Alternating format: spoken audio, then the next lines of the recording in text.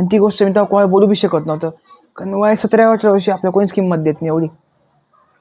तेव्हा अक्षरशः इतकं वाईट वाटायचं, खूप वाईट वाटलं होतं.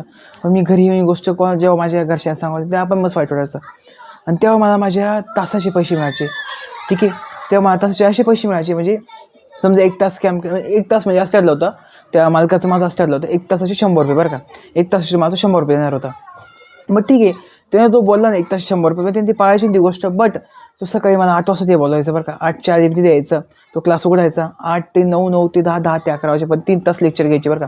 3 तासाची मला तो म्हटला होता की डेली 3 तास शिकवायचं म्हणे, आणि 3 तास म्हणजे काही काम करायचं बरं का. असं 3 तास शिकवायचं किंवा 3 तास काही काम करायचं, ठीक आहे. फक्त 3 तास ठरलं बरं का.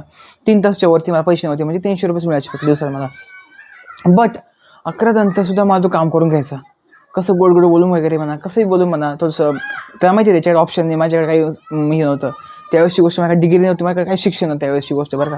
आणि त्यावेळेस माझ्याकडे सगळ्या प्रकारची अशी कामं करून घ्यायचा. तेव्हा खूप वाटायचं मला. 10वी 12वी झाली, त्याच्याकडे नोकरी लागलो. त्याच्याकडे नोकरी लागल्यावर एकदा 100 रुपये द्यायचे मला. 3 तास डेली काम करू, 3 तास नाही बरं का, 8 ते सकाळी 8च्या आधी त्यांच्या क्लासवर थांबायचं, 8 ते 11 वाजेपर्यंत काम करायचं. 11 नंतरसुद्धा तो माझ्याकडून काम करून घ्यायचा. 11 ते 12, 12 ते 1 कंप्लीट 3-4 वाजेपर्यंत काम करून घ्यायचं मला. 3-4 वाजेचे म्हणजे दिवसभर, म्हणजे काय 11 वाजेपर्यंत शिकवायचं बरं का. सकाळी 11 वाजेपर्यंत शिकवायचं. सकाळी 11 वाजेपर्यंत शिकवल्यानंतर मला ना 11 ते 12 जेवण खाऊन काहीच तो देत नव्हता बरं का. ते झाल्यानंतर पॅम्पलेट घ्यायची, आणि त्याच्यानंतर ही घ्यायची एक वही घ्यायची. त्या वहीमध्ये ना प्रत्येक एरियामध्ये हिंडायचं. ते जे पालकले राहत असले त्यांच्या क्लासचे पॅम्पलेट, इंग्लिश स्पीकिंगचे म्हणा, त्यांचे सिलेबसचे पाहिजे अशी पॅम्पलेट नाही का, ती पॅम्पलेट घ्यायची आणि लोकांना डिस्ट्रीब्यूट करायचे, लोकांना वाटायचे. हे काम त्यांनी माझ्याकडलं होतं.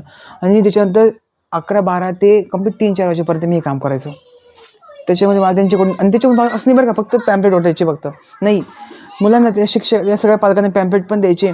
आणि पॅम्पलेट दिल्यानंतर ना ते जे काय बोलले, त्यांचा काय फीडबॅक होता, ते काय बोलले, त्यांच्या मुला बाबतीत काय बोलले, सगळं ते लिहून घ्यायचं प्रॉपर एकदम नीट. म्हणजे मी गेलो काही त्यांना विश्वास नव्हता, मी गेलो काही बरं का. ते लिहून घ्यायचं, आणि ते लिहिल्यानंतर ते सगळं जी पूर्ण डायरी होती, पूर्ण वही होती, ती सबमिट करायची त्याच्याकडे. मग तो सबमिट करून त्या वहीवर चेक करून कॉल करणार लोकांना की बाबा मी खरंच ते गेलो होतो का नव्हतं.